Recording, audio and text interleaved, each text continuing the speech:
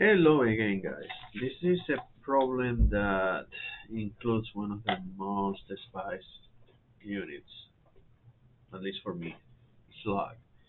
I mean, you have heard about newtons, you have heard about kilograms. If I ask you how much is your weight, probably you're gonna say me in pounds or in kilograms, even though they are different, right? Because kilogram is in it's a unit of mass and pounds is a unit of weight, but they are basically interchangeable in some aspects as mass or weight. So, but slug is a derived unit. Actually, the unit doesn't exist. It's derived by dividing the weight by gravity. Because you know that uh, you can say that weight is mass times gravity. So if the weight is in pounds and you derive that by gravity, which gravity in the USCS system is feet per second squared, then you're gonna get the unit of mass, which is called slug. And a slug is basically pound per second squared divided by feet. Now, this is a very simple problem if you know the equivalence between, and you memorize those.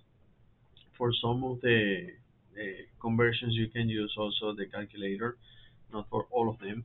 But if you know that conversion and you can say, oh, I can convert directly a slug to kilograms, and I can say that one slug is a 14.593 kilograms. Perfect. If you know that, this problem is really easy because the only thing that you have to do is get this one here, 1.94, multiplied by this, because this is a slug, right? Let me put here slug.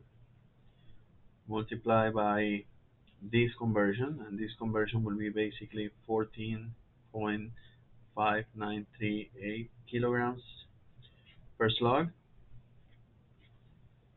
That's basically what it is. And this is divided by cubic feet. But you know also that 1 cubic feet is 0.3048 meters. But because this is cubic, I put here the cubic. And now it's just a matter of solving this thing here. This slug is gonna cancel with this slug. This cubic feet is gonna cancel with this cubic feet. But remember, we still have the unit, so basically the only thing that we have to do is multiply 1.94 times 14.5938 divided by 0.3048, remember, elevated to the third, and that will be 900. The answer for this, that would be 999.83. The units are kilogram per cubic meter, which is what we have to do basically. What is the density expressed in SI units? This is the density expressed in SI units. If you want to express this in three significant figures, that will be three significant figures, but then you have to approximate this, and that will be 1,000 basically kilograms per cubic meter, which is a very well-known value for the density of the water in the SI system. Or you can say also, you say kilogram is 10 to the third, so you can say that is 1,000 times 10 to the third will be 10 to the 6 grams per cubic meter, or will be 1 megagram per cubic meter. But because you have to express it with three significant figures, that will be 100 megagram per cubic meter. That will be the answer. Very easy. But what if you don't remember this conversion? What if you don't remember this conversion?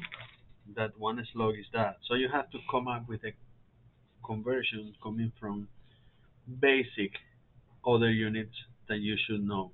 And the way I do it, I mean, you don't have to do this if you know the actual conversion. But let's say that you get stuck. I don't know, I don't remember all the units, but I remember a couple of things. within the couple of things that I remember is that one 1 pound or 1 kilogram. I know those are two different type of units, but 1 kilograms represents 2.2046 pounds, and you can even approximate this to 2.2 pounds. Now this is mass, this is weight. How do I convert this into that? Then I can multiply this by Newton, by the gravity in this system, which is 9.81. So basically I have 9.81 kilograms meter per square second, aka Newton, is 2.2046 pounds. I can do that if I want. And and with this I can solve for everything else. For example, we derive the unit here, the slug, and it's pounds square second square divided by feet. That would be the basic unit for a slug. So let me go here now and say pounds. I know that this second square is in the top, right? And this pound is in the top. But if I want to convert pounds into kilograms, I can say that basically I have the conversion that I created here. So I pass this to this other term here, and I can say that 1 pound, if I have to convert 1 pound in Newton, but I express Newton like that, I can get this pound that I have here and just pass this to this other side of the term here, and then instead of pound, I'm gonna put 2.2046. This is the pound that I have here. Pass this to the denominator, dividing here, and in the top I have 9.81. 9.81. Yeah, of course, it never fails the cell phone. 9.81 kilogram meter square second. That's just getting this number and putting it here down. And instead of pounds, I'm putting that. That's what 1 pound would be. Now, what else do? I keep this second square here, and then I have feet in the denominator. Now, when I put feet in the denominator, I know that 1 feet is 0.3048 meters is what corresponds to that one over there. So this one and this one cancel each other out, and then I have here meter and meter that cancel each other out also, and then I can solve this multiplication, and this multiplication gives you 9.81 divided by 2.2046 divided by 0.3048, and that's 14.599. You see this 14.99 will be basically is what it's telling you that is the unit conversion that we have here. It's very close to the unit conversion that we had over there. So basically it's telling you that one slug is this in kilograms. So remember, if you know the number, perfect. If you don't know the number, you can always derive the number from the basic units that you know.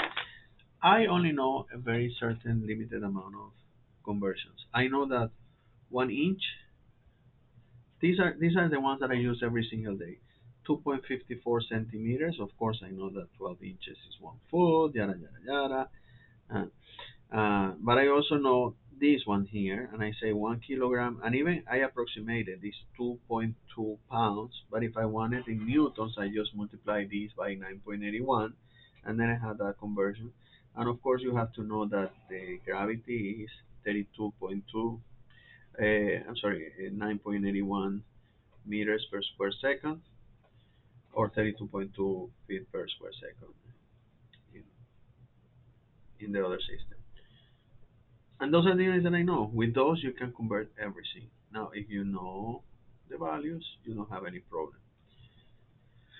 Okay, this is a little bit weird, I know, but I just wanted to show you that you can derive every type of unit that you want, starting from very basic conversion, because not everybody, not every professor, including me, gives you those values.